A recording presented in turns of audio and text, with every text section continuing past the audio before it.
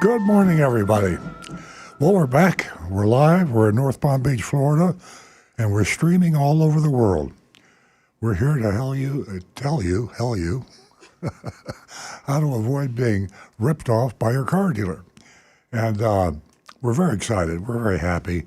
Things are starting to go our way. I mean, we've been plugging away at this show for 20 years and frustrated. And I did a blog just recently where I sent an open letter to all car dealers and asking them, please, get your act in order, and because you're doing this, and this wrong. And then it suddenly occurred to me, deja vu, I went back and I sent the same letter out 15 years ago, and nothing had changed. So it's funny how change comes about. It's almost like this digital revolution we're having, this artificial intelligence, crazy scientific explosion. This is happening now with the retail business for car dealers. The Federal Trade Commission has finally, I thought maybe there wasn't really a Federal Trade Commission. It could be a figment of my imagination. But sure enough, there they are. And I've been online. I've talked with the Federal Trade Commission. I've been contacted 2 or 3 times. I had a 45-minute interview with the Federal Trade Commission because they have come out now with some regulations. And they're going to come out. They're coming out, unfortunately, July. It won't be as quick as we'd like it, but after so many years of no regulation or enforcement, they have some specific regulations, and the dealers are hysterical about it.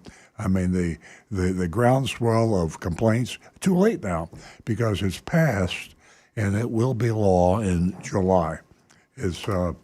I hope you've read some of this. It's Google Federal Trade Commission. I love their acronym for their name. It's the CARS, which is Combating Auto Retail Scams. How about that? So we've got some backdrops. I know Jonathan put some things together for you, but I love this. Federal Trade Commission CARS, CARS, Combating Auto Retail Scams. And this is going to make life so much easier for you. Hey, we might be out of a job here on Earl Store on Cars. By the way, we need to change our Earl Store on Cars to that acronym. I'm sure the Federal Trade Commission wouldn't mind if we borrowed it. So now we're on Earl Store on Combating Auto Retail Scams. It's a natural. Earl Store on Cars, Combating Auto Retail Scams.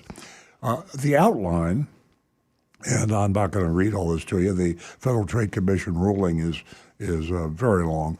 Number 1, prohibits misrepresentation about material information. And there's a lot of detail on that really grabs the dealers by the lapels and shakes them. Secondly, requires dealers to clearly disclose the offering price. If you're a regular listener to the show, how many times have we, after mystery shopping report after mystery shopping report, hundreds, thousands of those mystery shopping reports, they don't disclose the real offering price, the actual price anyone can pay to get the car, excluding only required government charges, excluding only government fees. That's the second major criteria. Third, makes it illegal for dealers to charge consumers for add-ons that don't provide a benefit. Well, hey, dealer installed accessories, nitrogen in the tires. I'll give a little bit away about our mystery shopper report. Nitrogen in the tires. And of course, Consumer Reports has said that nitrogen in the tires is totally worthless. It's not going to hurt your tires any. Hey, your tires are 78% nitrogen anyway. They're selling you something you already have.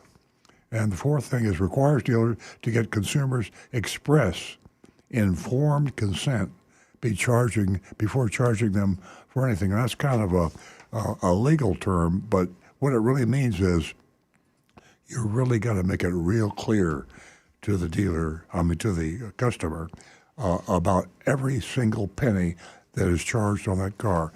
And if it's not the advertised price plus government fees only, then you have to tell the customer that this is going to be added, but you don't have to take it, and that's informed consent. So that's it in a nutshell. Love to hear your reaction.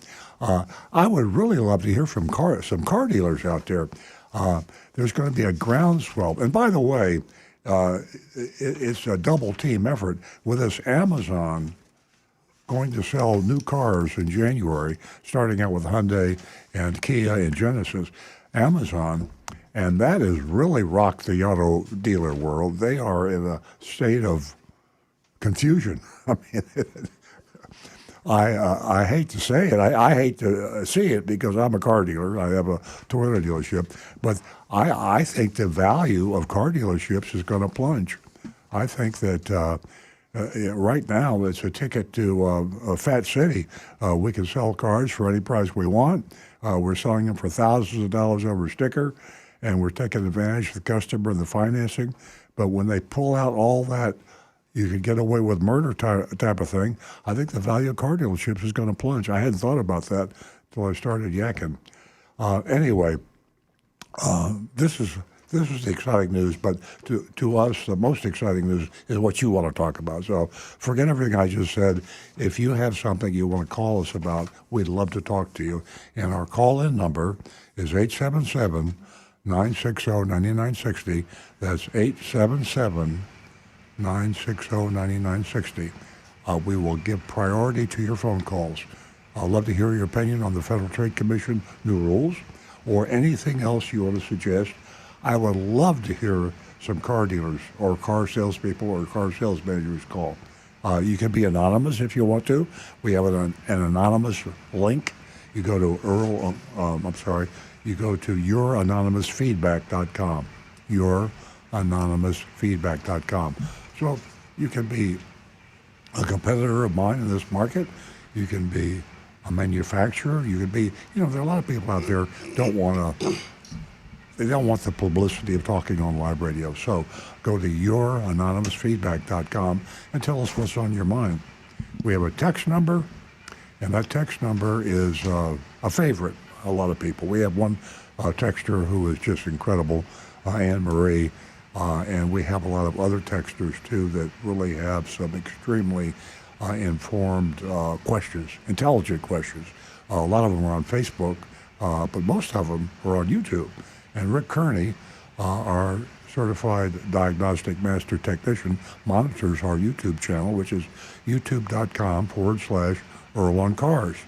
youtube.com/Earl on Cars. Our text number, I know I'm throwing a lot of numbers out at you, but if I don't and I forget to do it, then we lose because people that have things they want to say can't get through. So our text number is 772-497-6530. That text number is 772-497-6530. My son, Stu Stewart, sitting right across from me right now.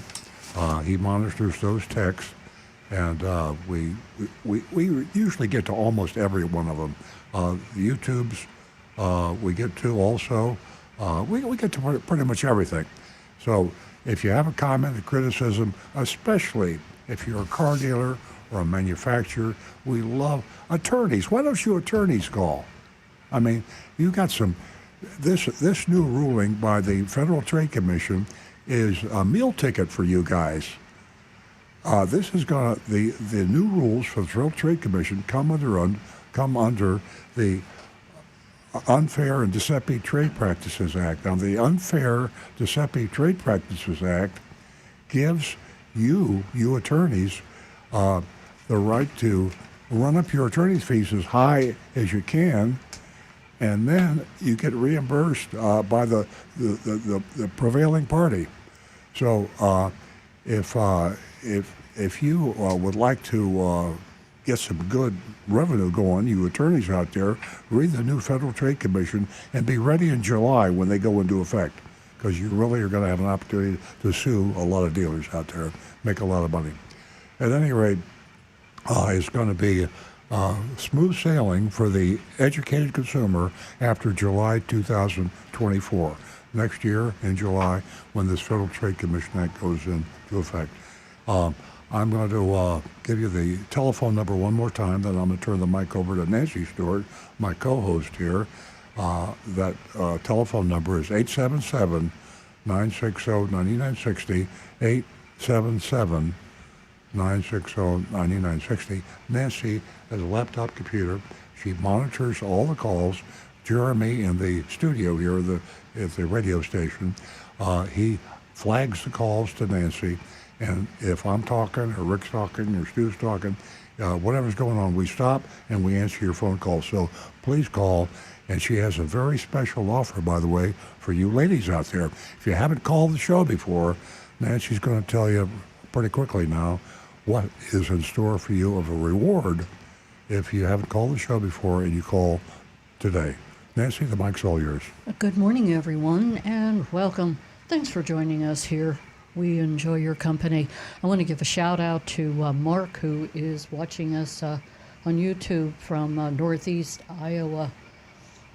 I bet it's pretty chilly, Mark. Thanks for tuning in. Earl mentioned an offer that I had, and I do, for the ladies. $50 for the first 2 new lady callers. So give us a call toll free at 877-960-9960.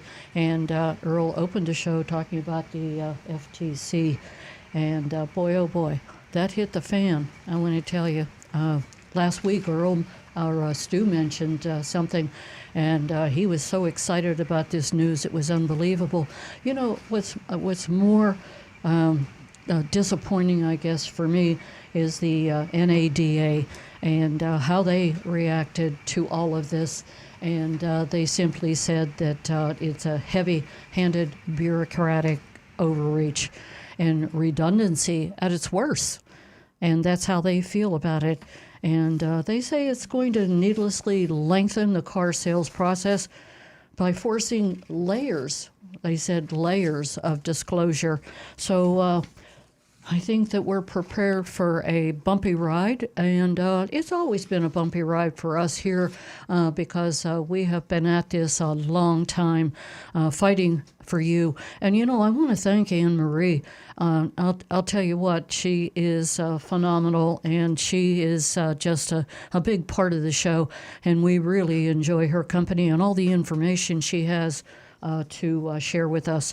As far as last week and the female winners, ladies, I want to apologize to you. Joe Ellen from Fort Lauderdale, who called, Kelly, who called from Jupiter, and Donna from Tamarack. I promise you I will get those checks out to you first thing Monday morning. For you other ladies, give us a call toll free at 877-960-9960. And you can text us at 772-497-6530. And we have Scooby. That's Scooby the dog, who is going to be visiting us. Visiting us via video. So you want to stay tuned for that. And he is out at the Big Dog Ranch, and what a place it is. It is a no-kill shelter. I say it week in and week out, but just in case you missed, no-kill shelter in the United States. So stay tuned for Scooby. We are going to go straight to the phones, and we are going to talk to Dana, who's been holding. She's a first-time caller, and she's calling us from Palm Beach Gardens. Good morning, Dana. Good morning. How are you? Welcome. We're fine. Thank you for calling. Thank you for answering. I'm glad I got through. I am too. You won yourself $50 this morning, Dana, for being a first-time caller.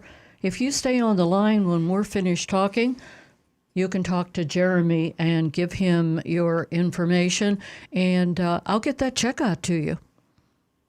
Okay, sounds great. Thank you. What can we do for you this morning?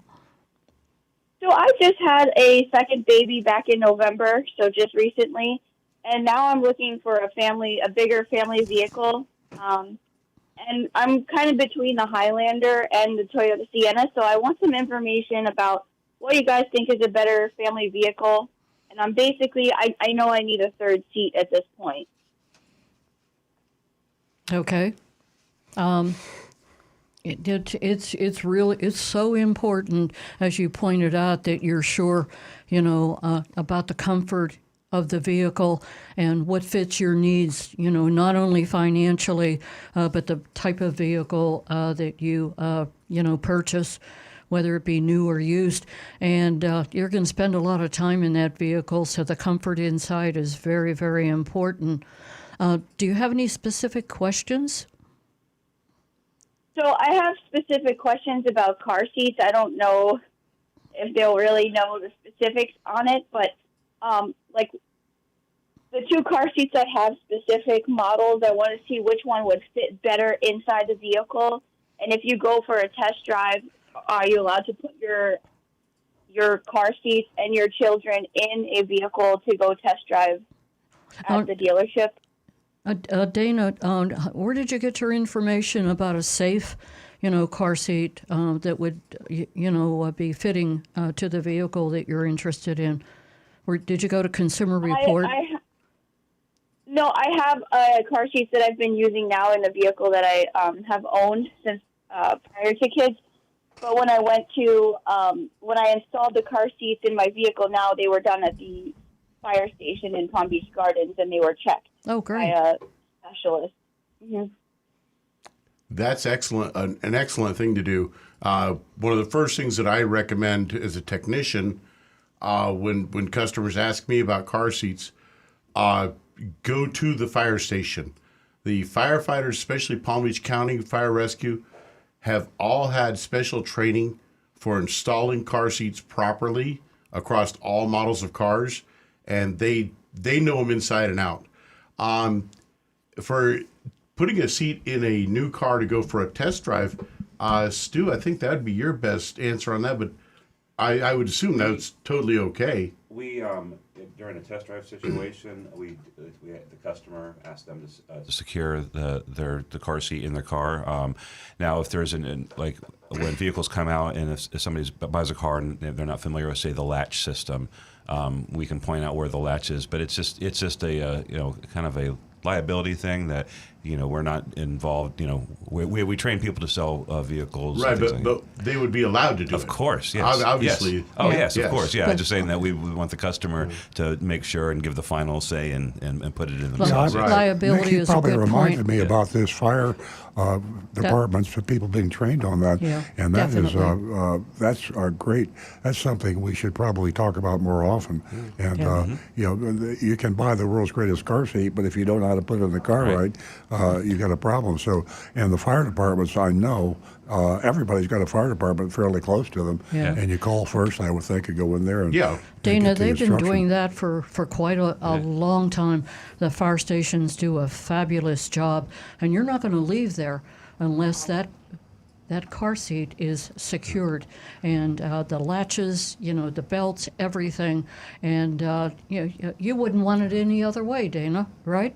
I personally have 3 different firefighters in my family, and all of them are with Palm Beach County, and so I can say unequivocally, when someone comes in and asks for assistance with installing a car seat, you're going to have tons of volunteers, because when they're in between calls, they're getting bored, and they love being able to assist you with getting those car seats set up. Yeah, probably like 10 of them.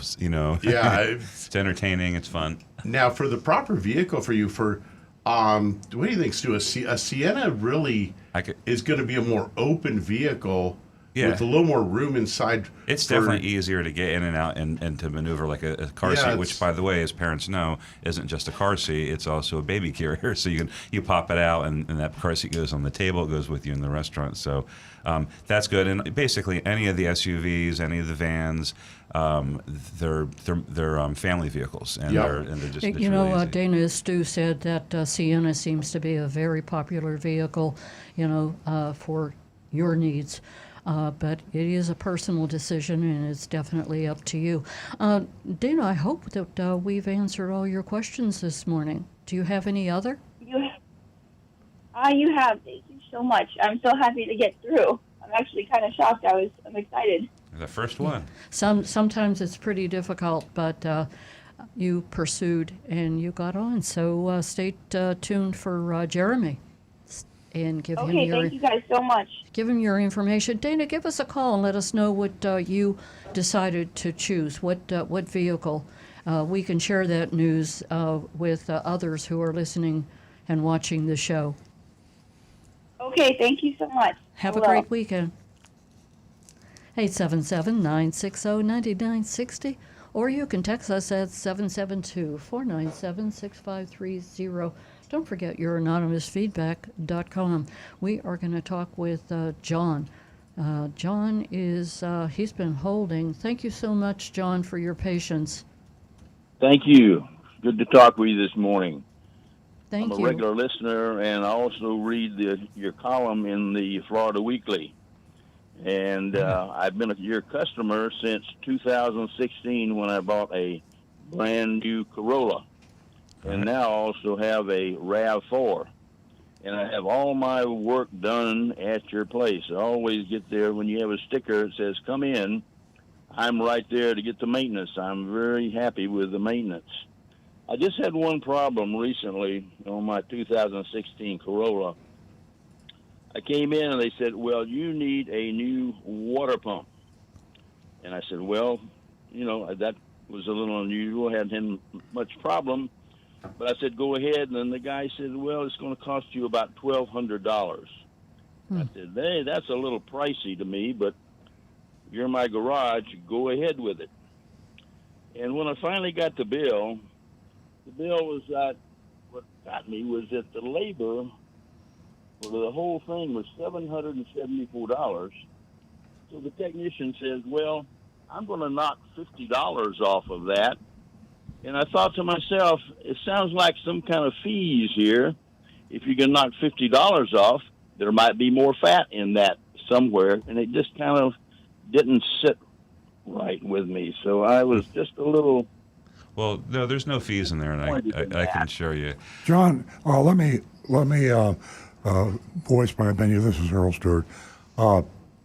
First of all, on any repair, this is not an infomercial. We happen to have a car dealership, and the fact that you had a perceived bad experience with us, I apologize. I don't know the facts. You've told me the way you saw it. If we made a mistake, then we would correct it. Whenever you are having a major repair done, whether you're using my dealership or another dealership, you should always get a second opinion. Just like when you're shopping for a doctor, or if you're buying an expensive product or you're buying an expensive service. I recently had to get a second opinion on an air conditioning. Air conditioning was recommended that it be replaced. I had to go get a second opinion to find out if it really did or if it could be repaired. But for something as expensive as you did, I would have recommended, if you'd talked to me before, is go to another Toyota dealer or an independent repair shop and say, does my water pump really need to be replaced? And if so, what would the charge be? So with that said, we don't have extra fees in our service department. We don't have extra fees, junk fees we call them now, in the sales department either. Most dealers do have junk fees in the service department. And they add that to the bottom of the ticket when you cash out at the cashier, pay your bill. And it's something we don't do. We don't have any junk fees at all. As far as whether your water pump needs to be replaced and what else was done, that's something we should study and look at. If oftentimes when customers are unhappy, we will adjust bills. If we feel that it's a good customer that it was sincerely misinformed, either accidentally or on purpose. If it's on purpose, we take far more severe corrective action. But if it's an accident, we try to make it right. So the $50 was something we did to try to accommodate you because you were unhappy. And a good customer. Yeah, we'll have to. I'd have to see more details, and if you want to call me after the show. I'll be glad to review the file, talk to the service advisor and the service manager, and we'll find out if we did something wrong. We will certainly correct it immediately. If we didn't do anything wrong, we'll make it clear to you why the charge was what the charge was. But I really appreciate you calling the show, and this is a very common complaint with all car dealers. I like to think we don't get as many complaints like this, but we do get complaints like this from time to time, and we love to share them with our audience just to let them know if it can happen to us, it can happen to anybody. Well, I appreciate that. My gut feeling was when I started out that maybe I should do that, but I was there. Sure. You'd always done my maintenance. I said, go ahead with it. Well, but I didn't listen to my gut, I guess is what the thing. That's very normal. And I'm not the perfect consumer either. I mean, I buy things all the time, and I don't get second opinions. You trust somebody, you deal with them for a long time, and you just go with that. Sometimes, even with a doctor, I mean, insurance companies require a second opinion on surgery, not because they care about you so much, because they don't want to spend the money on the surgery if it was an insurance company. So I know a lot of people. I have good friends and people I'm close to that have doctors that recommend things, and they get nervous about their recommendation. It could be for surgery or it could be for some medication. And I always say to them, you should get a second opinion. But people, particularly if you're friendly with a doctor and you've been going to a doctor for 10 or 20 years, you feel like you say, I'm going to get a second opinion. It's a slap in the face to the doctor. And if he's a professional and he's a good doctor, he should encourage you to get a second opinion. And that's what we do at our dealership. We encourage people to get a second opinion. And if you find someone looking at you sideways because you asked for a second opinion, you need to switch companies or switch doctors. No, I'm going to continue to come there, but I got to tell you, I'm going to take your advice about the second opinion. Good for you. Really, the other one just threw me off. Yeah. When they said, well, I really hadn't complained up to the time about that. And they said, well, I'm just going to give you $50 off. I said, wow, okay. John, call me. Do you have my direct line, my personal number? I don't think so. You got a pencil? Yes. Okay, it's 561-358-1474. 1474. Yeah, that's my personal cell phone. So call me after the show. I'll check with the service manager, and we'll go through the event and see what needs to be adjusted. And I'll call you and let you know what it was. That'll be wonderful. Okay, well, I'm going to continue to bring my cars there when the services are required, and I'm really not disappointed, but I just felt a little off for this. I just wanted to bring that up. I'm glad you called. Thank you very much, John. Thanks, John. Thank you. You're Bye-bye. welcome. Have a great weekend. Ladies, $50 for the next new female caller. And, it's amazing that we give advice to everyone, not just the ladies, and that is doing your homework. Doing your homework is extremely important. It kind of narrows things down, and it more or less protects you. And lifestyle, driving habits, financial situations, narrowing down your favorite vehicle. So keep all that in mind, and that's powerful information, and it really allows the salesperson to know, guess what, you mean business. 877-960-9960, or you can text us at 772-497-6530. Don't forget youranonymousfeedback.com. We're going to go to Bob, who is holding in Lake Park. Good morning, Bob. Good morning. Good morning. So how big was that cake? Were you able to get all 83 candles on that cake? He put the whole sunrise on that cake. Well, you got a nice birthday present from the FTC. Oh, man, I'll tell you. Nice. And I think that the one thing that surprised me was that some of the manufacturers also came out against it. And I have a question. How do you think they're going to enforce it considering you've always talked about how a lot of these local dealers don't enforce the laws that are on the books now, with the Moroni labels and all these other things. So how are they going to enforce this, you think? Well, yeah, that's a great question. You actually raised something that's my greatest fear, that our government is great about making laws, but they're terrible about enforcing them. And in my introduction to the show, I talked to attorneys out there. The attorneys have really got some meat here. They've got by definition the Unfair Deceptive Trade Practices Act. The nickname all attorneys call it FDUPTA. And it's Unfair Deceptive Trade Practices Act, and it provides attorney's fees to the attorney when you are right. In other words, let's say you go after ABC Toyota, a car dealership ABC Toyota, and they violate this new Federal Trade Commission Act, and the Federal Trade Commission, they're just too busy and they don't get around to it. But the attorney, he's got a piece of paper in his hand that says, "Hey, this qualifies for my attorney's fees," and the dealership or the complainant, the customer, doesn't have to pay him. So you can hire the best attorney in the United States who charges $1,000 an hour, as long as the judge says that's fair, whatever the charge may be. Now, the violation by the dealer might cost the dealer $2,000. He took advantage of you. He had hidden fees, junk fees. He overcharged you about $2,000.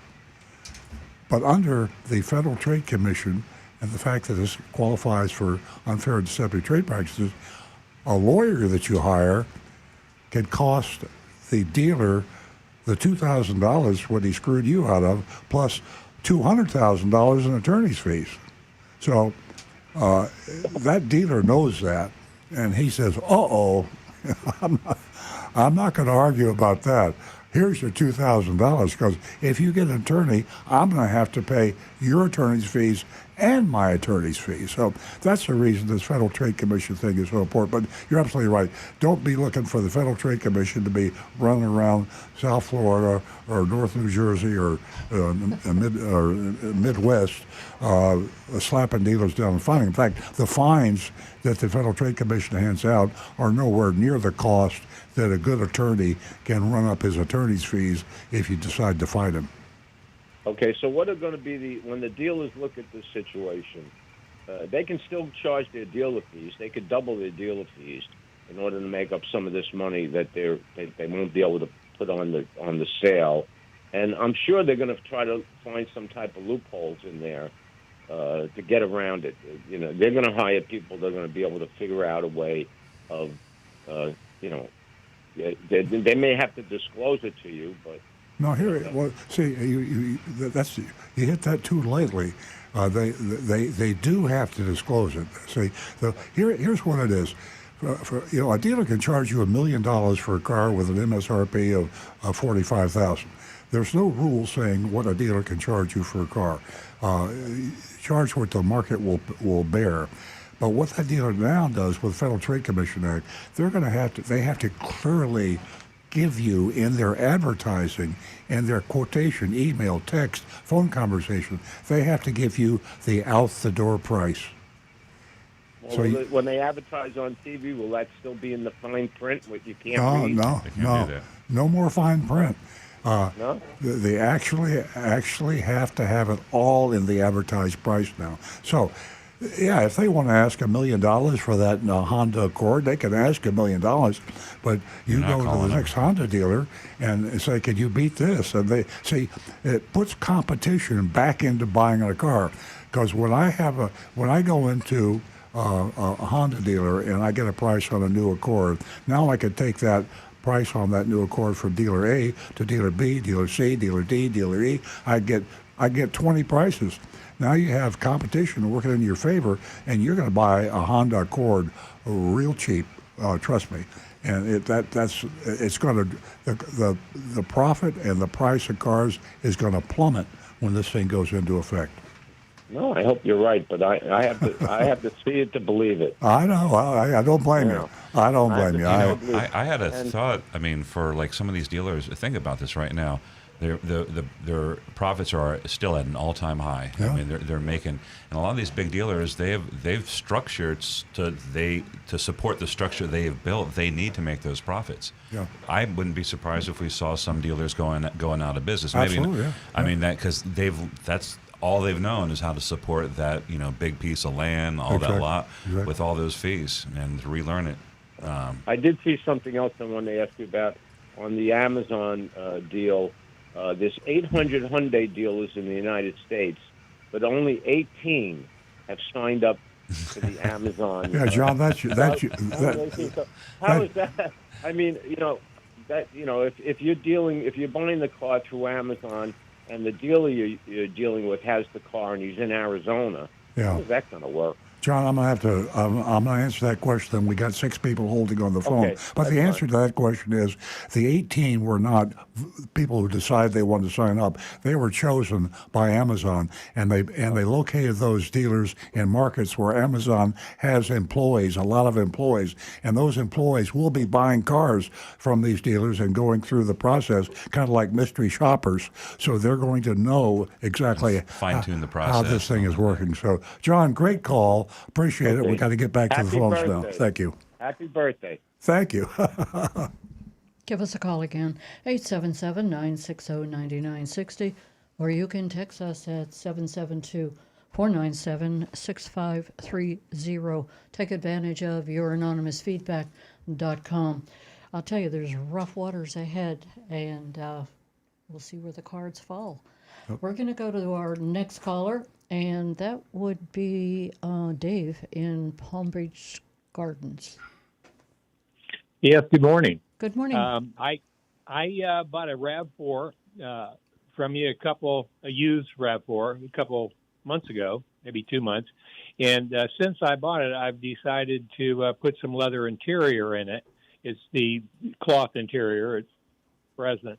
And I was just wondering if you guys can provide that service, or do you recommend someone? Well, right now we don't do it at the dealership. It takes a lot of training, a lot of equipment, and a long time to train. We use a company that is local. It's called SAT, and there's also another one called Classic Trim. Right. Rick's got another one. SAT is Sun Auto Trim. Well, they changed that. Now it's something accessories. It used to be Sun Auto Tops, Right. and now they don't do sunroofs anymore. So that's why they called it that. Dave, But- what we can do for you is we do for Arrange our it. customers Yeah. is we give you the price that we pay when we have it done as a sublet. So you'll pay our price to the leather install company, and it's a lot less than you'd have to pay. Yep. All you got to do is Oh, call us, gee, and we can that's arrange great. that. Yeah. Okay, so to do that, should I go through you, or should I write down the names that you just mentioned? Oh, just go through us. It's easier. I was getting to that. Earl's getting impatient because I was telling too long of a story, but Okay. I was going to get to that. The best thing is just call the dealership and ask for the new car department. Say you're interested in putting leather in your car, and that'll be arranged for you. And just for the fun of it, if you call that company up yourself as a regular customer and ask them what they would quote you for that, It'll be a lot more. see what the difference is. That'd be interesting to find out. Okay, and did you say SAP as in Paul? No, S as in Sam, A as in Apple, T as in Tahoe. Oh, T. Okay, SAT. And you mentioned another one? It was Classic Auto Trim. Okay. Do you prefer one over the other? Both are very good. It's mainly a convenience thing for us whenever we need to use either one. But it's probably easier to do it because they're not really set up for like walk in the door retail. I mean, they will, but it's probably not the best customer service because they usually deal with dealers. And Dave, when you do it, be sure you see an example of the installation because the sublet installations are not exactly like the factory. So if you're basing the leather by what you see on a factory installation, there are certain things that are not covered that they're a little different. So just be sure you know what the difference is before you have it done. Okay, as far as difference goes, Earl, are you? Does that include appearance or just? No, not appearance. Yeah, the appearance is great, but they won't have it on certain portions of the car. And my the memory most- doesn't serve me well enough to tell you exactly what it is. The safest bet is just to do a factory match. That way you don't even have to think about the correct color. They have swatches of millions of colors, and you can go, I like that gray, I like that gray. Best bet is just to go with what originally was select for the car when it was made. And there are some areas in the cars, like Earl was replying to, like there might be some door trim panels that doesn't get the leather that might have been on the original factory car, if you follow my drift. I see. Yeah. But it's Great, but great it is advice. when you get it, you have a leather interior car. It's the differences are minor. Yeah, if they there's do a any. great job. Yeah. Okay, well, that's really good to know, and I really appreciate it. I definitely. So I should call your new car department and go from there too. Yeah, ask for Jason Lady. He can point you in the right direction. He's super friendly and knows his stuff. Okay, it's Jason. What was his last name? Lady. Luck be a lady tonight. LADY. Yeah, like luck be a lady. Oh, lady. Uh-huh. Okay, great. Hey, thanks a lot, guys. I appreciate the information. You're welcome, Dave. Give us a call. Let us know how it went. That's a great addition to your vehicle. We are going to go to Alicia, who has been waiting a long time. She comes to us from Palm Beach Gardens. She's a first-time caller. Good morning. How are you, Good Alicia? morning. How are you? I'm very well. And you? If you stay on the line, you can give Jeremy, he's in our control room, your information, and he'll pass it along to me. I'll write that check out and get it out to you. Well, thank you very much. You're welcome. What can we do for you? So this is a matter of an opinion call. I've always purchased outright larger vehicles such as Suburbans, Yukons. My husband and I finally bit the bullet, and we leased a vehicle for the first time. It is a 2023 Grand Jeep 4xe. Mm-hmm. So we were granted $11,000 off because there was some sort of a program for doing a 4xe. Mm-hmm. So what is your opinion on these hybrid 4xes? Well, I think we all have an opinion generally on hybrids in here, and it's a very positive opinion. On the Jeeps, I'm not really familiar with that one. So that's a hybrid. I thought when you said the 4xe, it was like an all EV Jeep with four-wheel drive. So it's a hybrid Jeep. So it's a hybrid. It's 4x4. Okay. But it's called the 4xe because Okay. of its electric capability. Component. Okay. Does Yeah. have you never driven a hybrid before? Nope, never Okay. a hybrid. And this is a 4-cylinder, Yes. and I've always had an 8. Right. Okay. So I can that's tell a you little this, getting and used I to. have an expert next to me, but just from like more like layman talk about this. The hybrids can actually produce more power with a smaller engine because it has an electric motor with it. For Right. example, I'm driving a big Sequoia. It's the new 2023 one. Toyota. And it's a hybrid, but it's a 6-cylinder hybrid. They used to come in the big V8s. This has got more get up and go than the gas ones. It also gets significantly better gas mileage than those big Tahoes that you were driving. What were you getting on miles per gallon? Oh, geez, Like- probably 20 Okay. 20 to 23. That's Yeah. much better than I thought it was going to be. I was going to guess around 10. But anyway, back to the hybrids. They are I would consider a mature technology now. They were new 25 years ago. But right now they have been used by all the manufacturers, and I wouldn't say perfected, but this isn't a radical new innovation. So it's been going on for years. The gas mileage is better, and they are very reliable.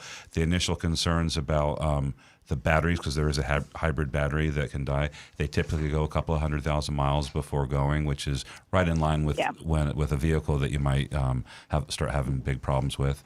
So Right. I would say no.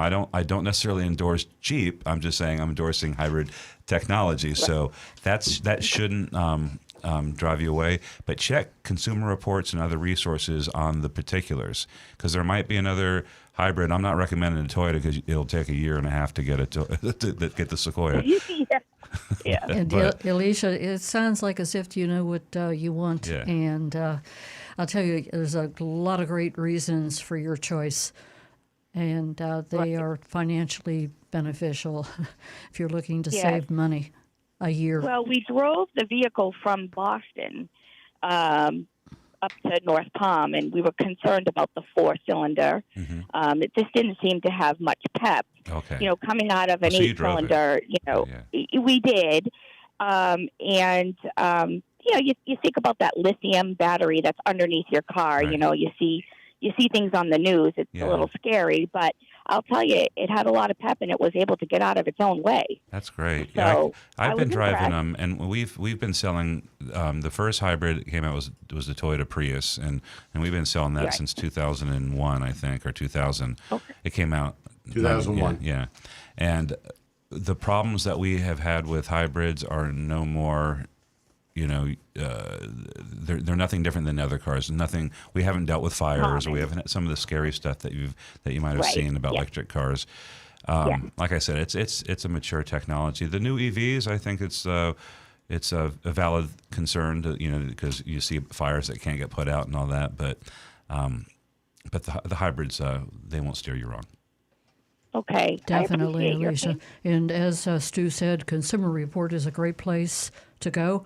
And, the last couple of months, boy, they've had some great articles in the Consumer Report. And I think that if you picked one up, you would see it's very helpful. And they're pushing it. They're offering great deals on the hybrids and on the electric vehicles.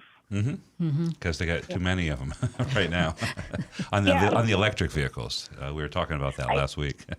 They made too many I too have fast. to say, it's kind of fun when you pull into your driveway and you just plug your car in. It is cool. Also, when you don't hear it running, it's kind of nice. Yeah, it's different. Well, thank you. Well, good luck to you, Alicia. Give us a call. Let us Thank know you. how your car shopping went. Absolutely. I appreciate it. Thank you. Have a great weekend. We are going to go to Jersey Mike, I believe. Jersey Mike, are you there? Yes, I am. Thanks for taking my holding. call. Yes, I want to say I got a question about a 2016 AST Cadillac I have. But before I get to that, let me say something about Big Dog Ranch.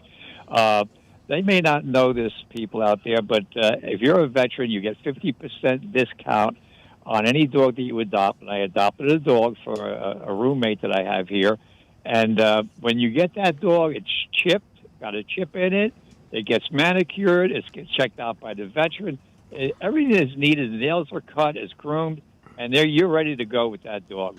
So they do a great thing out there. And I gave them a very sizable donation because they have a veteran center out there in the rear of the place. There's lots of buildings there. But they do great work. And I want to let everybody know that if they want a partner in life, one that doesn't aggravate you, doesn't tell you what to do or not to do, and just loves you all the time, then that's where you want to go get a partner in life, that dog that you might have out there waiting for your home. Yes. Thank you, Mike. Right. Thanks for that big donation, too. Yeah, it's great You're advice, quite Mike. welcome. Thanks for And sharing let me that. just say one thing about the car, okay, before I forget it. Got a 2016 AST Cadillac. Worst Cadillac I ever owned in my life. I started buying Cadillacs in 1970. I put 60, 70,000 miles on them every year. After about 160, 170,000 miles, I would turn it in and get another one because that's what was required for my business that I was operating at the time for many years.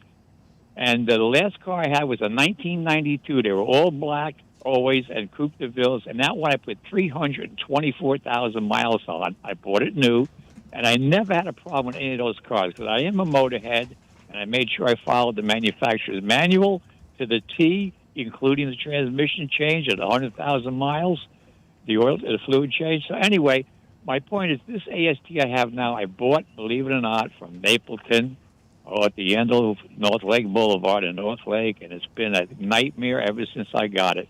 I want to know this fake leather, which is hardly ever sat on at all. I even have a cover in the back so my dog can be between that and the seat cover. This fake leather has just disintegrated and has fallen off the seats. The door panels on both sides have fallen off. I've had to crazy glue them.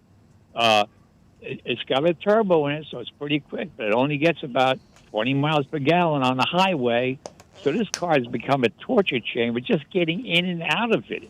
And by the way, you take a magnet and go around the car. The only thing that's metal is the hood because otherwise it would melt. Everything else is plastic on that car. Now, the question I'm going to ask about that car is, and by the way, it's my big mistake. I'm going to forewarn all your people out there listening to you. If you're going to go buy a car, don't take it without having the Carfax, number one, in your hand. And number two, tell the dealer or whoever you're buying it from, you want to have it checked by your mechanic. So that way you won't get stuck in a jam like I got stuck in. It cost me $16,000 a year ago, that car. You have to say that with emphasis, and that people have to hear the pain that you experience in your voice, because like we just heard with one of our customers who called that, faced with a service thing that he wasn't sure about. He knew the right thing to do was to go and check it out, but, out of convenience and trust. And people do the same thing. They're at a used car lot, and it's kind of a big deal, it seems like, to do that. Like you're asking for too much. It's not. Dealers, we want to sell the car. We're happy to let you take the car. You don't even have to tell us you're taking it to a mechanic. Just take it, drive it, say you want to take it home. But it is important to do that because, like you said, you lived it. You lived it, and now you wish you had done it the other way. And by the way, let me say one other thing about people that are motorheads out there and do a lot of their own repair. My friend has a BMW. He's put $6,800 in. It's a 2018. Wow. So it's only 3 years old. I'm sorry. It's a 2020, so it's 3 years old. He's put that much in repairs. It's still sitting in the shop. They first told him, because first of all, his big mistake was he bought it here in South Florida, which he shouldn't have. He should have went up north, maybe to a reasonable dealer up there, Car Nation or something like that, Auto Nation. Yeah. But he didn't, against my advice. He just put a water pump in there as one of the items. They had to wait 3 weeks to get it shipped from Germany. Believe it or not, that's what they had to do. No, it's believable. And let me tell you, I told him, I showed him. He paid for a plastic water pump, not steel, plastic, $860. That's just the cost of the item, not the labor. And I showed him on Rock Auto. I'm telling your audience, if you are a motorhead, you probably already know this. You go to Rock Auto, which I did, and I showed him a picture of this. After he went through and made the mistake, you can get it for $375. The same exact thing, and it's made out of steel instead of plastic. Yeah, that's amazing, Mike. That's great that you were able to, give the advice and direct him. And I'm only pointing out to your audience, if you got some guys out there that, do their own oil change or something like that. I don't do that anymore, but I used to. I got to roll about it. I can get under the car. But anyway, my point simply is there's no reason why you got to go to a dealer and get hit with $875 for a water pump that's plastic. And you know how long it takes to put that thing in? Exactly. 45 minutes. It's not a big deal, really. Yeah. There's no reason to go to a dealership. Mike, thank you so much for the call. I got everything backed up here. Have a great weekend. One last thing. If a veteran goes there and takes the dog on at Big Dog Ranch, there's a 50% cut in the price. Half off. On any dog they take, and they should know that. Half off all U.S. vets. Thanks, Mike. That's right. Absolutely. You're quite welcome. U.S. vets. We actually had somebody try to collect on a British Army rebate once. I'm like, we're military. I'm like, it's the U.S. military. Hey, before I go to the next call, Alicia, if you're listening, I did not mention January's edition of Consumer Report. And guess what? All the information that you need is right here in this January edition. And did you know that hybrids are 26% more reliable? Yeah, they're 26% more reliable than the combustion engine. And to your statement about Jeep, I'm sorry, but here's how the brands stack up. And Jeep comes in pretty low, 26 on the list. And they looked at 30 vehicles 30 brands, and they looked at how they stack up. So Jeep is way down there. Anyway, Alicia, pick up that January edition of Consumer Report, 877-960-9960, or you can text us at 772-497-6530. And don't forget, youranonymousfeedback.com.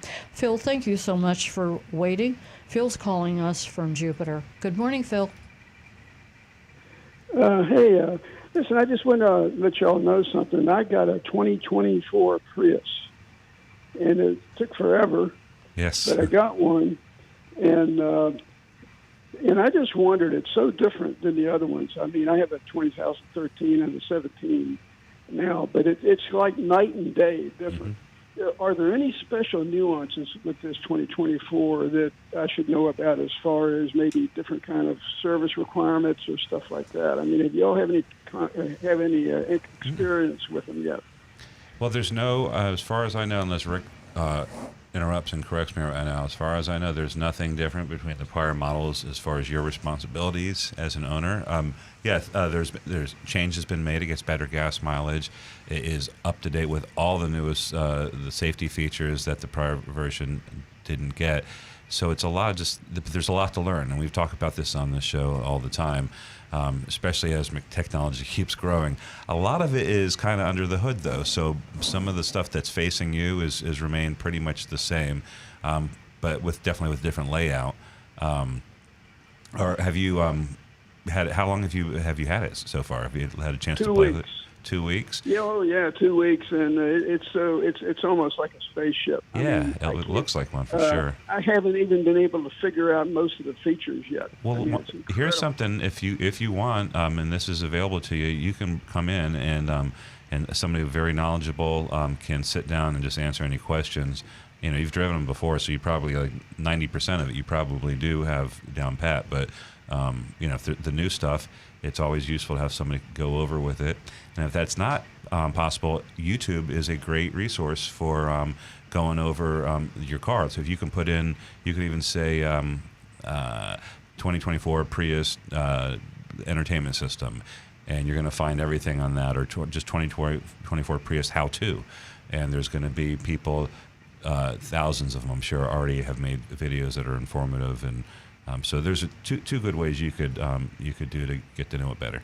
Yeah, I think I'm going to take you up on that, because I've always offered to have my cars. The other two I bought from you, but this one I had to go to a different dealer just to get one. I mean, it was like unbelievable. But anyway, I'll do that. I'll call the service guy and see if I'll come down there and have somebody sit with me for a while and show me how to work some of this stuff. Probably, actually, somebody I can give you, if you just if you plan on if you head and ask for the at the front desk, ask our reception and just say what you need to do. It'll probably be somebody from our sales department that because they train on more of the they didn't learn how to fix it, they learn how to use it. Oh, okay. Yeah. All right, great. Well, I'll do that, because I'm certainly going to have it serviced there and everything. That's for sure. All right. Okay. Thanks for calling. Thanks a lot. Appreciate it. You got it. Bye-bye. Thanks, Phil. 877-960-9960. Give us a call. We're going to go to Howard, who has been patiently waiting from Jupiter. Welcome, Howard. Thanks for taking my call. You guys are great. I just wanted to say one thing. Stay away from the Jeep, period.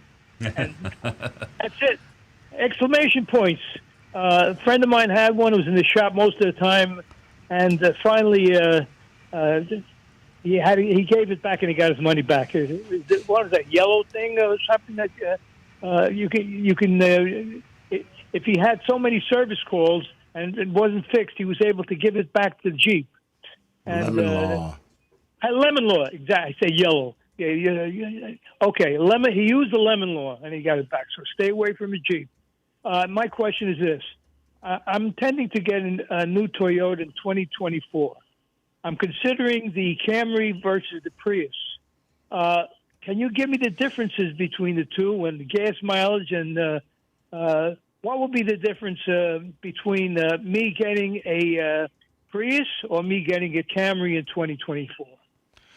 The difference is, real quick on time frame, the Prius is a year plus wait right now, and we've just done a very hard look at all the wait times of all the vehicles, of the new vehicles that are out there, how long it takes to order, and those still remain. We're able to kind of reassess with the size of our list and see what's available out there right now. But the Prius, unfortunately, and I know this because I'm in competition with you because I'm trying to get a Prius, but I don't get special treatment. It works the same way. I'm in line, just like you, and when the production is just not there. It says 1 year plus is in our most recent evaluation.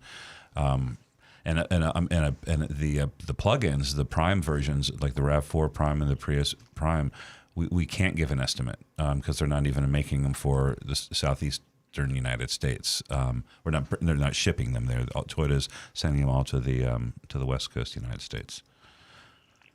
Okay, one other fast question. Yeah. If the battery goes on a Prius or the new Camry, and it's a different battery, right? What happens? Can you buy a new one? Okay, can you have the battery rebuilt? How does that work? Well, it's warranted until 200,000 miles or 150. I think it's 10 years, 150,000. 150, right? It was 100. Now it's it was 100. Now it's 10, 150. So if you're within 8 years, 150,000 miles, Toyota replaces it for free.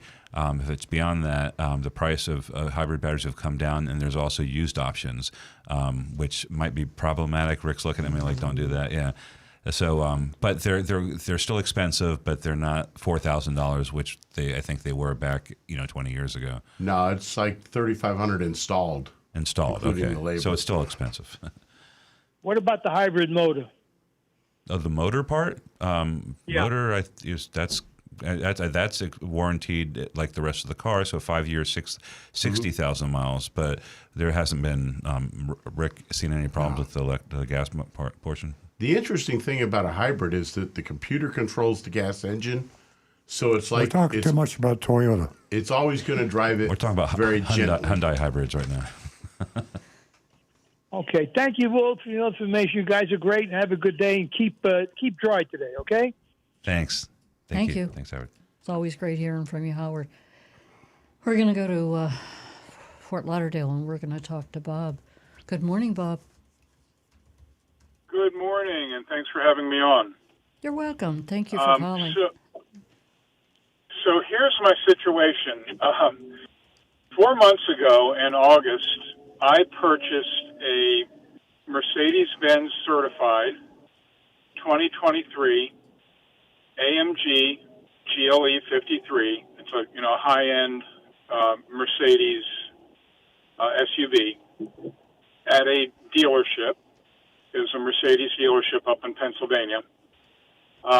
The car had been used by the manager of the dealership. It had about 7,500 miles on it. They sold it as, obviously Mercedes certified. It had a clean Carfax. And 4 months later, just a couple weeks ago, I was at Coconut Creek Mercedes-Benz getting some work done on another car, which was, by the way, a big mistake.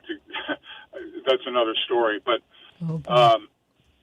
I went into the sales area, and they had a 2024 AMG GLE, just like mine, but nicer and newer. And I looked at it and decided to take a look at trading my car in on it, and my AMG, GLE.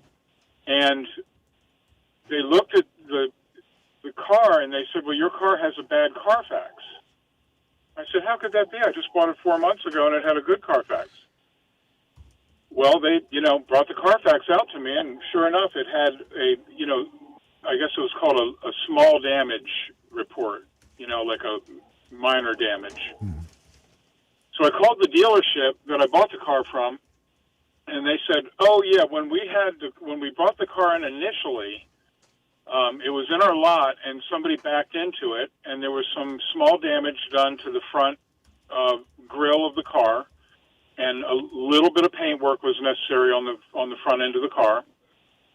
So we did that work, and it just so happens that when we sold the car to you, Carfax didn't know about it yet. Evidently, the insurance people reported it to them after we sold the car to you. So they were very sorry, but they're not really. They're offering to, allow me to trade the car in, and they're giving me, a value on the car. Here it is 4 months later. They want to give me about 20 grand less than I paid for the car, or actually about 10 grand less than I paid for the car. So I'm just wondering, what kind of recourse do I have when I get, a car, Mercedes certified, has a good Carfax, and 4 months later I find out, the Carfax has been updated, and there was actually damage that the dealership knew about. It happened when they owned the car. Well, chances are the damage was not insured. Chances are dealers don't insure for minor damage. If they damaged the car, they would just fixed it or had sublet it, and they would have had to pay for it. Now, dealers can register with Carfax so that damage is reported, but you don't have to. Carfax gets all the information from the insurance company database, but they only get the information from dealers who sign up to say, okay, if I repair a car, either collision or mechanical wise, you get the information, and then they tap into that dealer's database. They have permission. So apparently that dealer in Pennsylvania had given Carfax permission to tap into their database. When you sell a used car, the law does not say you have to disclose that damage. So they abided by the law, but you do have to disclose the damage if you asked about it. This is almost like a semantics issue. If you had said to the dealer, and maybe you did, if you said to the dealer, has this car, or they said this car's got a clean Carfax. When you say that, why would you ask? But had you asked, has there been any damage to the car? And if they said no, then that's a violation, and they would be liable to you in a lawsuit. But I can sell a used car. Any dealer can sell a used car, and if as long as we don't tell them that the car has never been damaged, if it has been damaged, we haven't violated anything unless we're asked and we say something that's incorrect. So that's a legal technicality. Have you called the dealer in Pennsylvania and asked for any kind of consideration? Yeah, I have, and what they offered is they said we'll give you the trade-in value on the car that reflects it as not having had the bad Carfax, so a higher trade-in value, which they did offer. Yeah. And, we'll sell you a car at below invoice.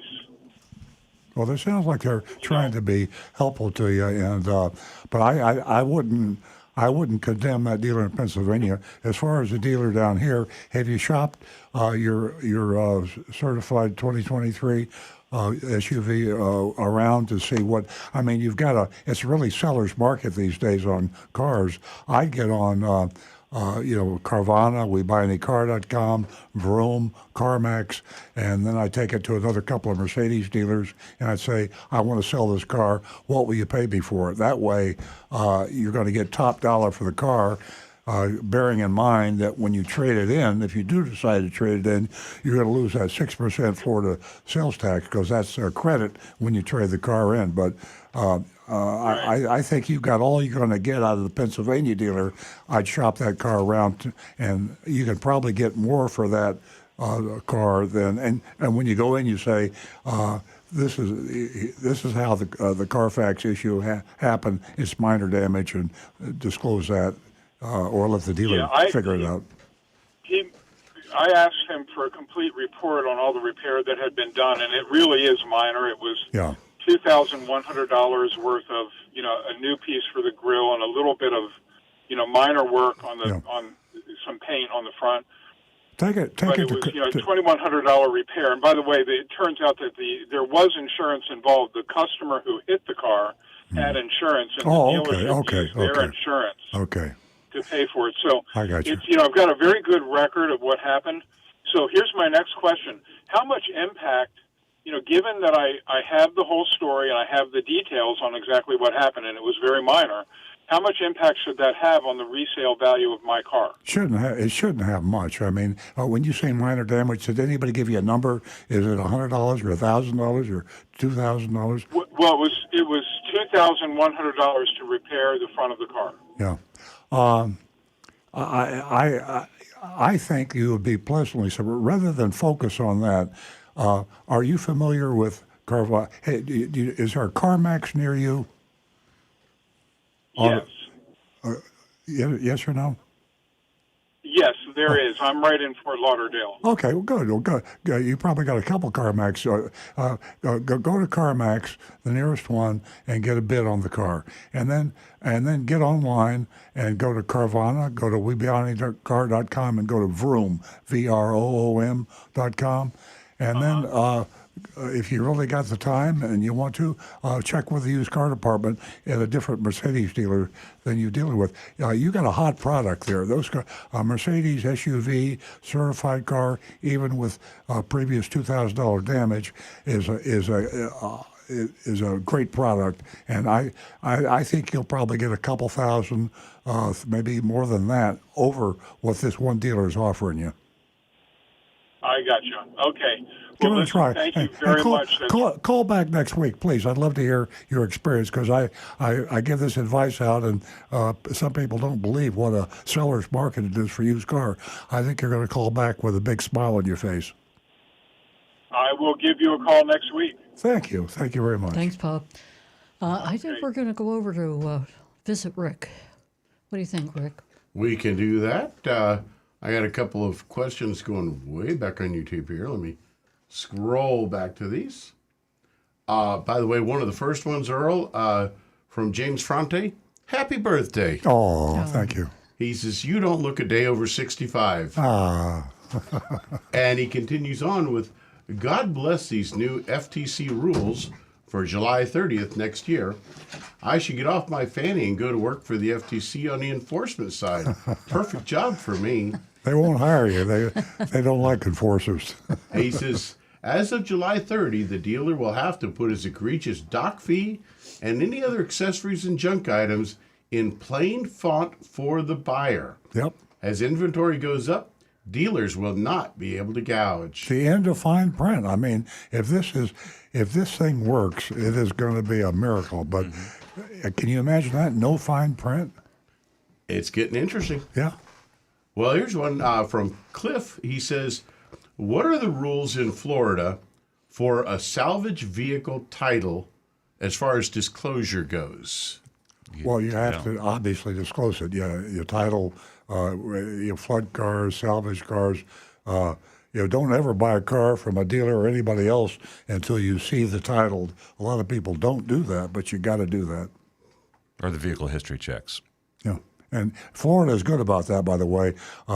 If you buy a car with a Florida title, it will have any kind of bad news on that title, right. And other states don't do that. So be sure you see the real title. Like Louisiana, I could be wrong.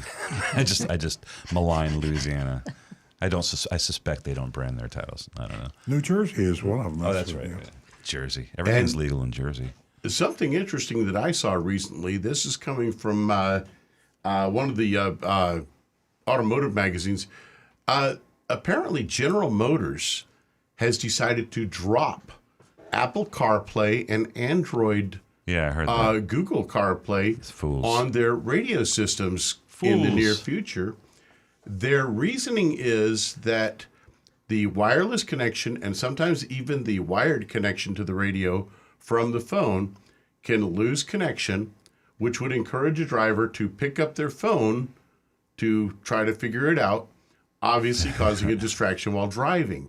And they want to switch back to the archaic system of having navigation and everything located in the radio itself, rather than having it run through the cell phone. Let's all run out to GM dealerships and buy cars now. I don't believe. That might have been what they said the reason was, but I don't believe that was the reason. There's probably there's something else involved there. Well, here's where the backstory comes on, and now this may be just conspiracy theory, but one of the factors that we're well aware of, Apple CarPlay and Google CarPlay track your phone's locations. And they use this for the map data, traffic data, all this. But GM wants that data. But all that tracking data is very valuable. This is one of the things that's a hot commodity in today's market, and they sell that data anonymously to other sources. Apparently, the Apple doesn't. The conspiracy theory is that GM wants to be able to track your cars using their own systems, and thereby you develop that data and be able to sell that data to outside sources. Or maybe use that They gotta data make money themselves so they can build an autonomous car like Tesla does.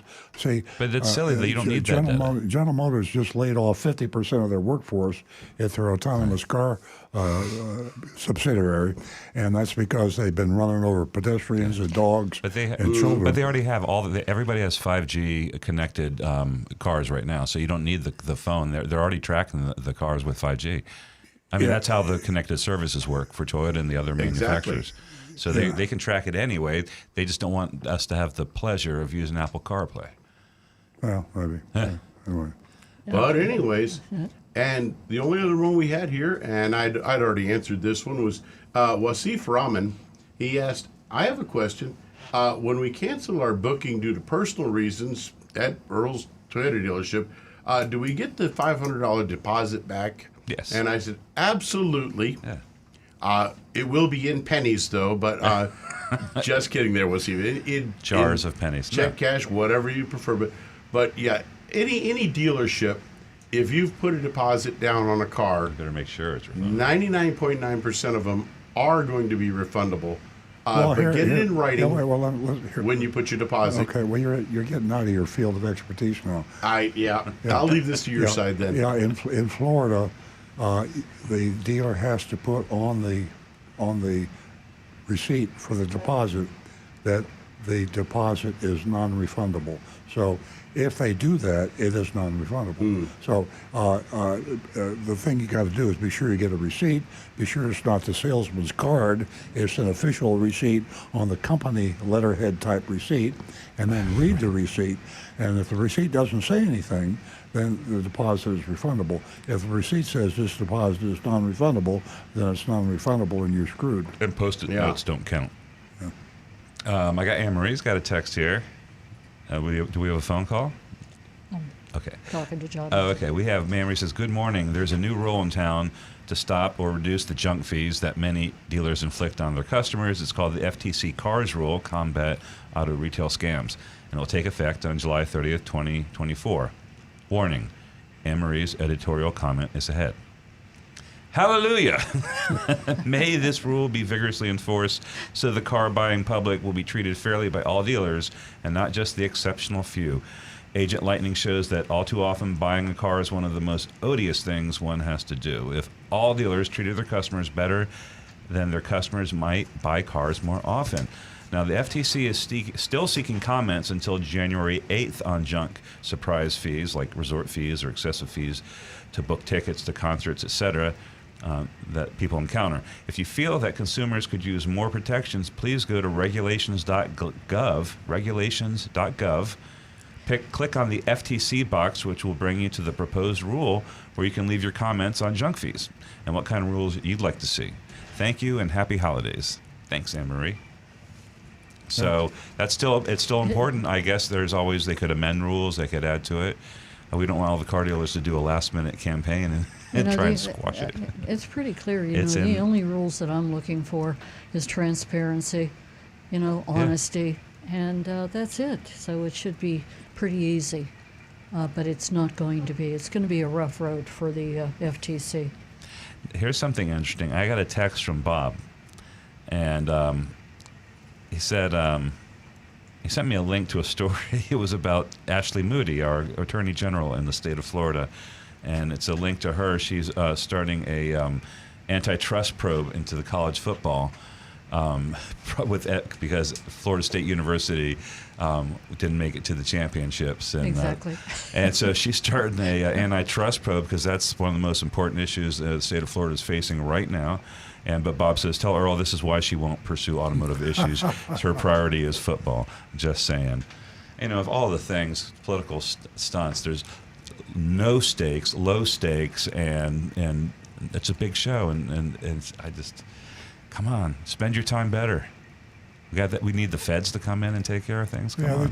the Attorney General is in the pocket of the Florida Automobile Dealers Association, and I mean that's true. I mean it is true. I was on the executive committee back in my evil days.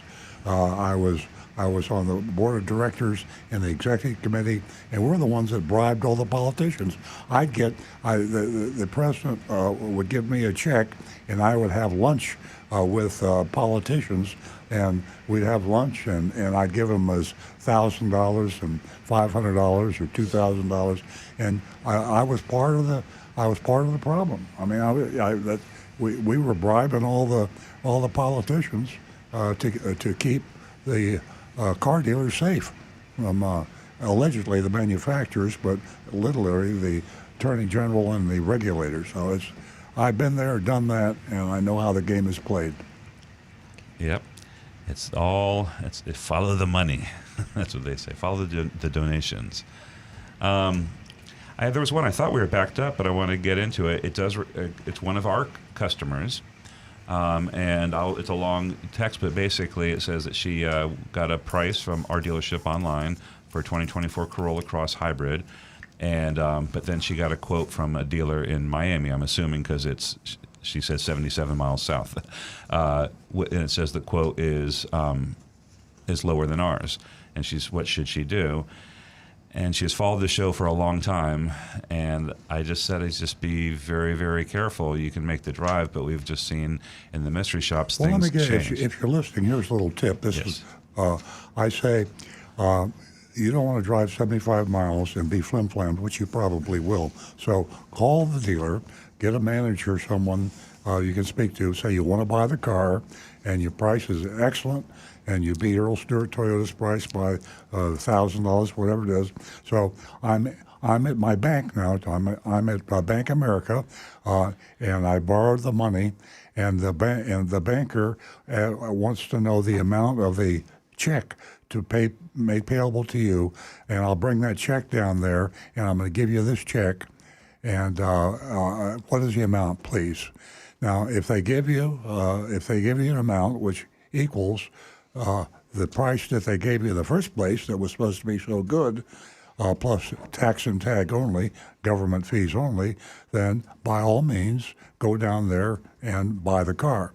But what you'll probably find out is they gave you a bait and switch price, and they're going to hit you with dock fees and admin fees and dealer installed accessories and junk fees coming out of your ears, especially down in Miami.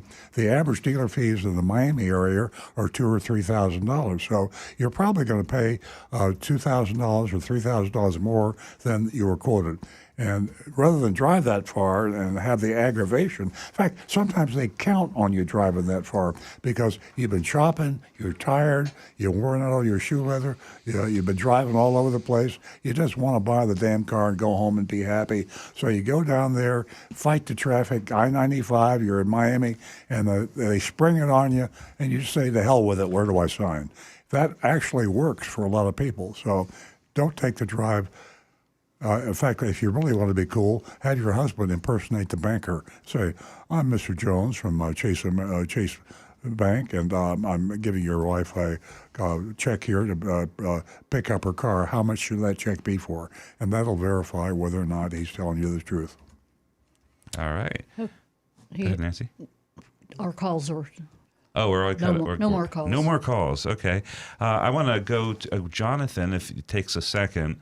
I have a visual aid from Gary, and he sent us a picture of it's a Tesla charger at home. You can basically use any charging plug from any electric vehicle, and it will go into a Tesla supercharger. So Jonathan's putting that up on the screen right there. So it's an adapter. So if you have a Hyundai and you want to charge at a Tesla supercharger, Really? you can adapt into that. Oh, cool. It looks like, do I see a price on it? I don't see the price, but it's called Electron Vortex Plug. It's a CCS adapter for Tesla chargers. Huh. Pretty cool. Looks like an old-time camera. Looks like It an does look like an old-time old camera. Yes, Yeah. doesn't it? And then there's another cool one because this is a show on cars, and we have a lot of car aficionados, and I think we might disappoint people because we don't talk a lot about classic cars that often, unless it's the Barracuda, which is a Plymouth, right? Okay, so here he sent a picture from a car show. This is D in West Palm Beach, and I'll just show you in person. He sent this picture, and I correctly guessed that this was a 1959 Imperial. Plymouth Belvedere. Oh, Belvedere. Belvedere. It's not an Imperial? I don't know if I'm right or not. Wow. I did the Google Lens where you take a picture and you upload it to Google and it searches it for you. And it found a picture that looked just like this, and they said it was a 59 Buick Belvedere. But That's a beauty. yeah, it sure is. So, hey, Gary, we were able to get that on. there you go. Yeah, we got that on the screen for you. Yeah. And I'm all caught up. I think my dad used to drive us around in that very car. Really? Yeah, It's like a definitely. yacht. tail He was big. fins. He was big on cars. Folks, I've just been reminded that I'd like to share a anonymous feedback with you, and that anonymous feedback here it says, our mystery shopping report for Ed Morse Delray Toyota. I give them an F. Once again, Nancy is the only one I agree with. How can anyone get a passing grade when they add junk fees? They'll never get me as a customer. I just keep buying from you guys. As far as this FTC is concerned and everything that's going on, these dealers claim that they're not doing anything wrong. Nothing at all. So, I really can't understand why they can't go along with the FTC if they're doing nothing wrong and they're being honest and transparent.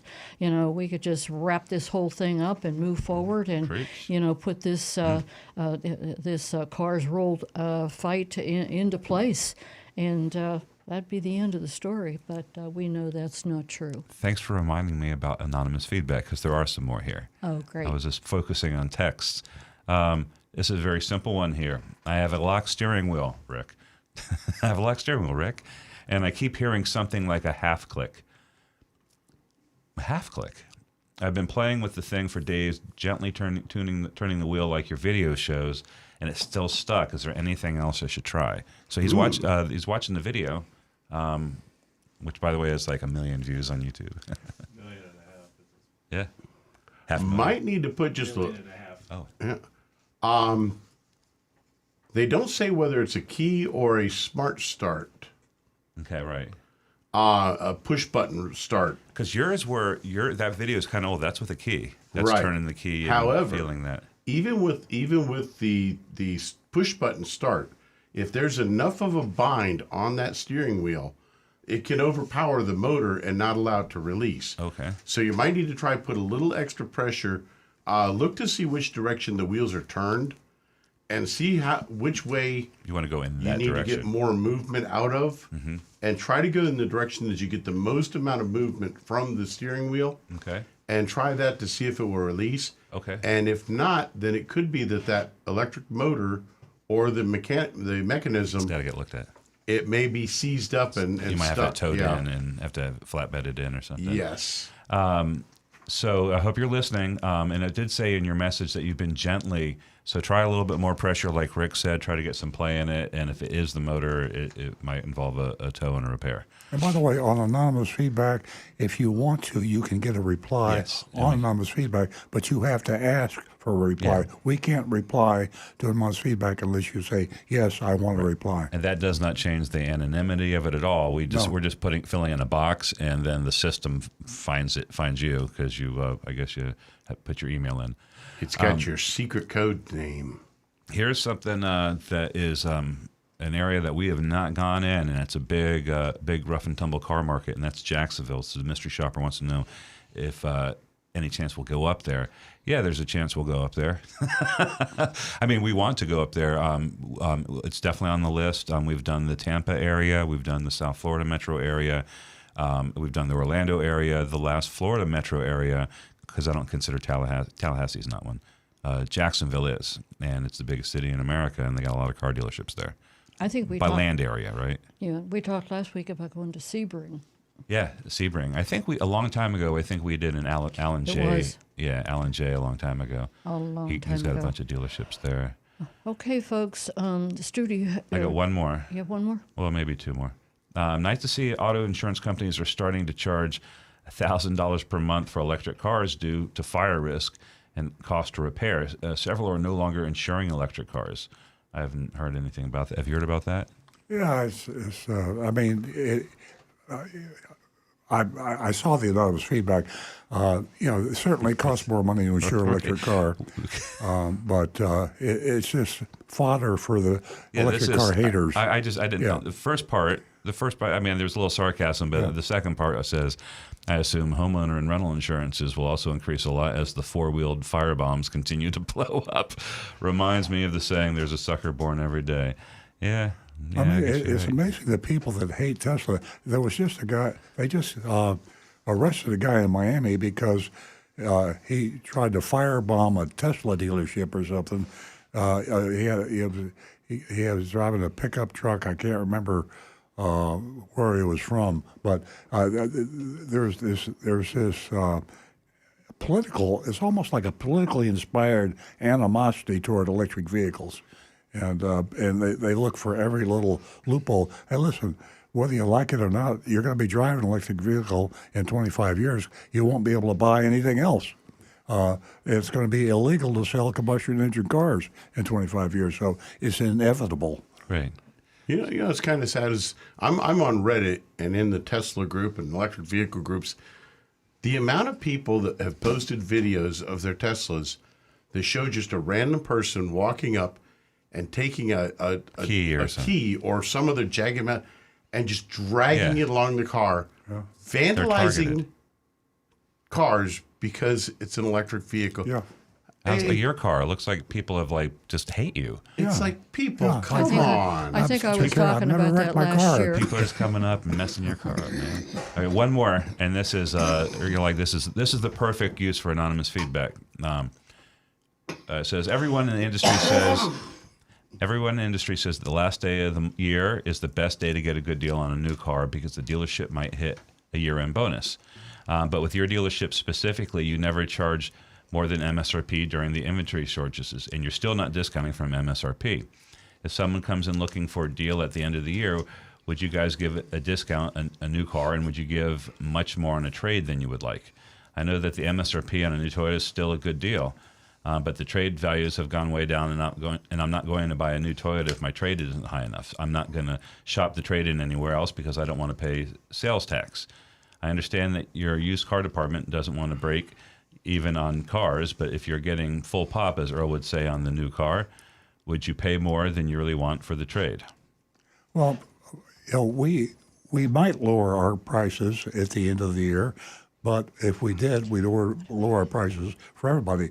We charge everybody the same price. We put our market price, our lowest price, on every car. If the President of the United States or the Prime Minister of England came in, they'd pay the same price you would.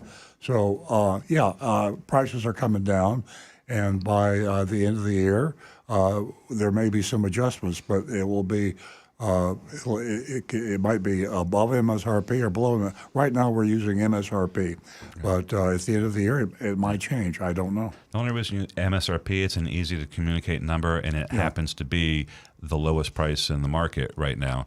And like Earl says, that's not going to last for long. We see things here and there, but right now we're priced because we know that we are the lowest. We want to make sure that we continue growing our customers and also servicing our existing customers. And we do the same thing with used cars, by the way. We put our market price of competitive market price on the used cars, and we do adjust them downward when they don't sell. But everybody pays on a particular used car. Everybody pays the same low price for that used car. And no, if you have a car that's extremely, we want that used car really bad, we're just going to give you as much money as we can possibly afford. The new car price is not going to change. Right. And the used car price stands on its own legs. New car price stands on its own legs. And the trade-in that you're talking about is also when we appraise a car, we're appraising it towards the market value the best that we can, and so we don't play games with the number there.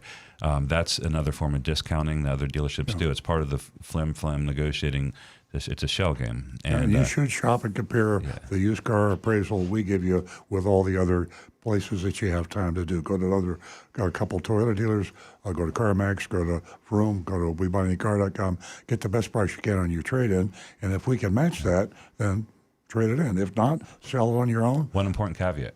Yeah. You have to make sure you get a price from the dealer that you're talking about, what they would buy your car for in cash, and not in a trade-in allowance, because that's another number to play with. Insurance share to lose on the trade-in. Great information. As usual, Stu has informed the audience, along with the recovering car dealer. We have a mystery shopping report to get to from Bremen in Jupiter. We also have to get to our dog of the week from Big Dog Ranch. You can go to Big Dog Ranch and you can view Dogs of the Week. You can go to www.bdrr.org and you can see all the dogs that they have there. This morning we've got Scooby. Scooby's coming to us via video.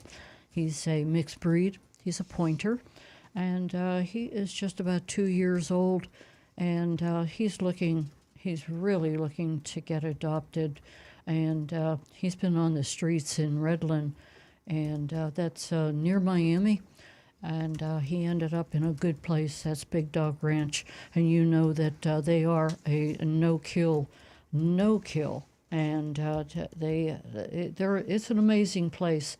And well, here you go. Put up Scooby. Hi, I'm Natalie from Big Dog Ranch Rescue, and today we have Scooby.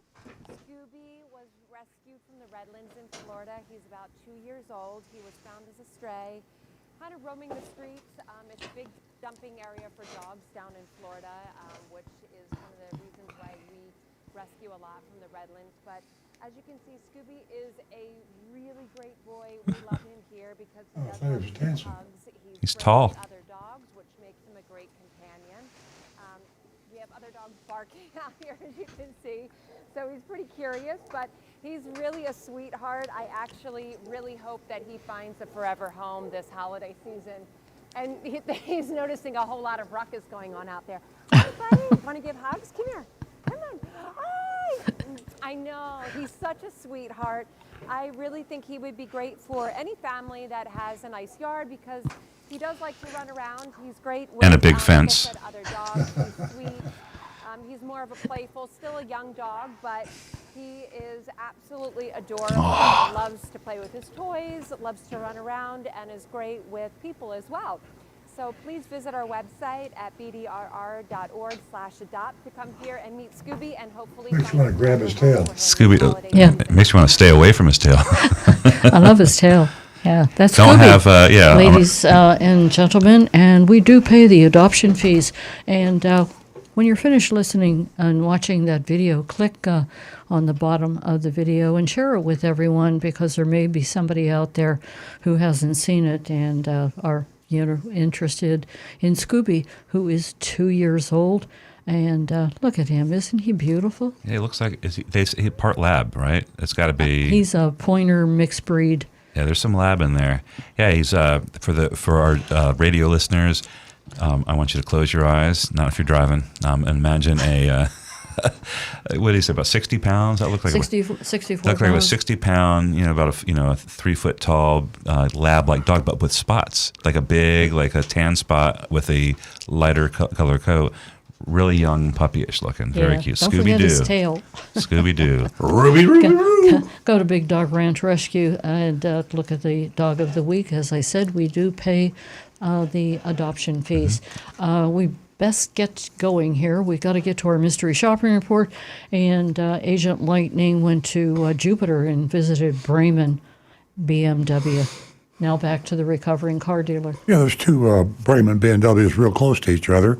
This is the one in Jupiter, Florida. Speaking the first person is if I were Agent Lightning. I arrived early in the afternoon, and when no one approached me, I went to the customer service desk.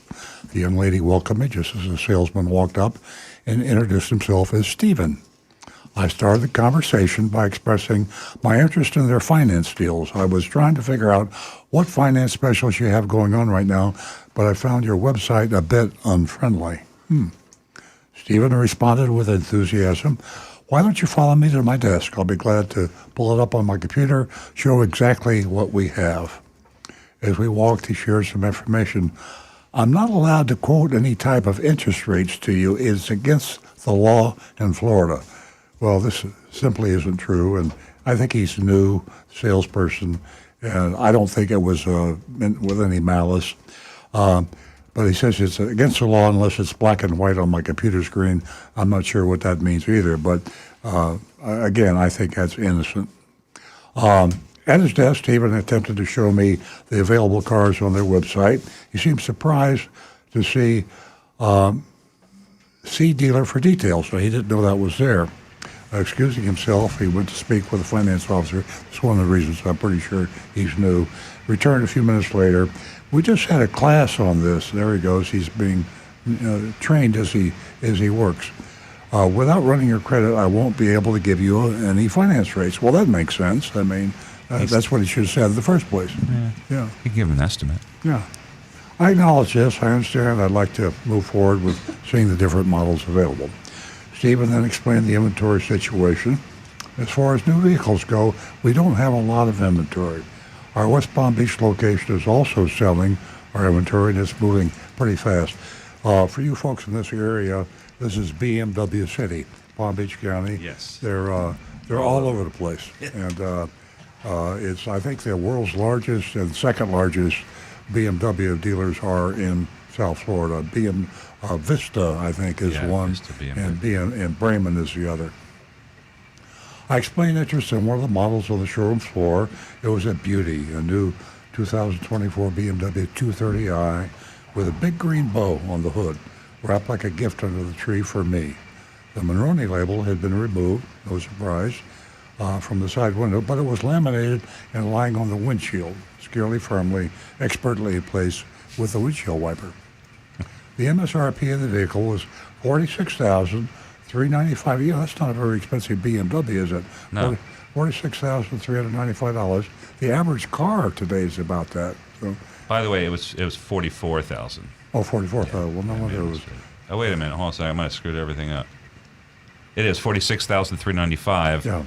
And then, yes, okay. So when you get down there lower, there was more of a discount. So just keep that in mind. So I told him it was right in my price range. I asked what I could expect to buy it for.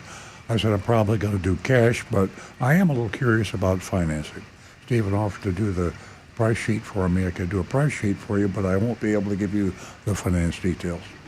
That'd be great. Rates are probably too high now anyway, I replied. Stephen briefly left, returned with a worksheet. It was different than most worksheets. The left side summarized the purchase. Vehicle price was MSRP 44. It was 46, but yeah, it was just a typo there. 46. Everything else was right. Okay. So the real MSRP was $46,395. There were $988 in optional items and $4,861.59 in taxes and fees. Now we get into the smoke. The smoke is beginning to circulate. The optional terms listed below as $199 for nitrogen. Now, we were talking earlier with the FTC, you can't charge people for DS, and that's what it is. $199 for nitrogen, and listen to this, $799 for permaplate. That's how they wax your car.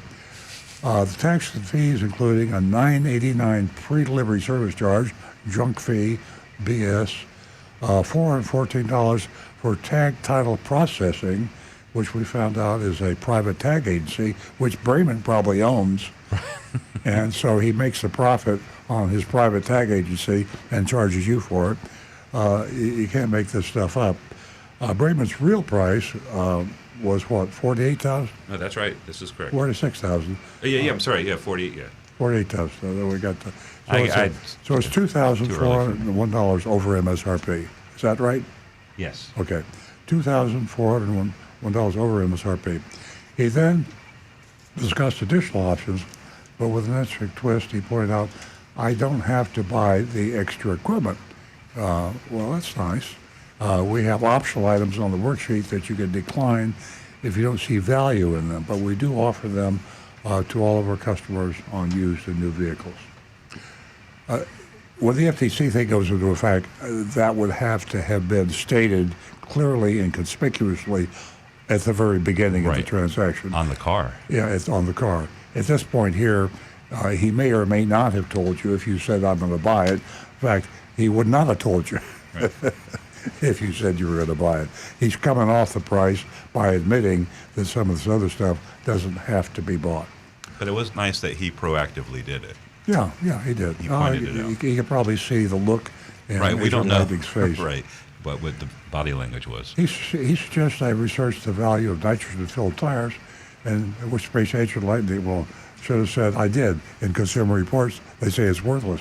But that would have ruined Stephen's day, so she I've didn't never do run that. into somebody brandishing a Consumer I like Reports. this. We empty all our tires that come from the manufacturers and refill them with nitrogen. Wow, what a waste of labor. They have they had this assembly line, and they got some guy emptying the tires. I think it's the machine. When you buy the NitroFill machine, I think it has a sucking and pumping action, Am I right? wrong? Yeah. You can't possibly empty a tire, can you? With the You're not- machines. You can't empty a even tire. with that machine. You have to destroy You're the not going to sidewalls. create. Yeah. Right, emptying Well, a vacuum. What would happen is if you actually got a full 100% vacuum in there, It would pop off the rim. it'd pop the beads. Yeah, Okay, so guys.